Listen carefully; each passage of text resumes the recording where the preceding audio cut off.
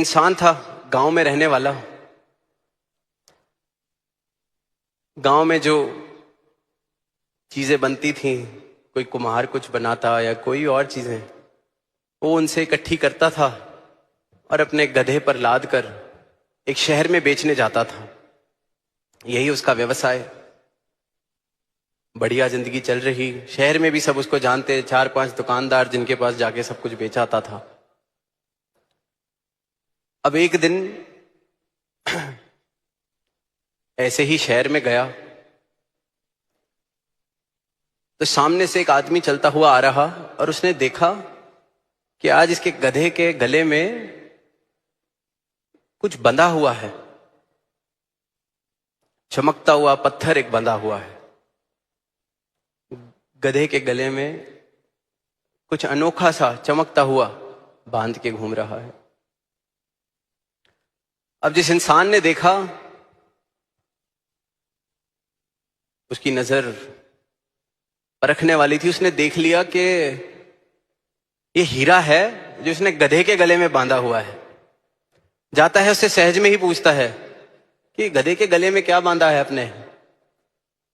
कहता है पता नहीं, आज शहर की तरफ आ रहा था, रास्ते में कुछ पड़ा हुआ दिखा, चमक रहा था, पसंद आ गया तो मैंने इसके गले में बांध दिया। कहता अच्छा, चल ये मुझे दे दे, तुझे 10,000 रुपये दिए, ये मुझे दे दे। अब वो गधे का मालिक जो था, उम्मीद तो नहीं कर रहा, उसे लगा पत्थर 10,000 रुपये मिल रहे हैं,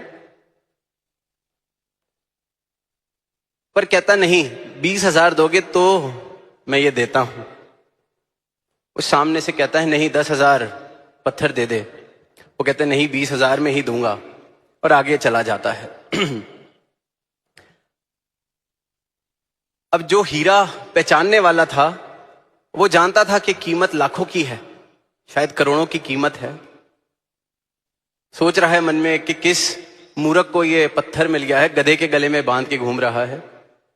थोड़ी देर में जाता है कि चलो 20,000 दिए, बात खत्म करते हैं। पहुंचता है उसके पास और देखता है गधे के गले में वो पत्थर नहीं है।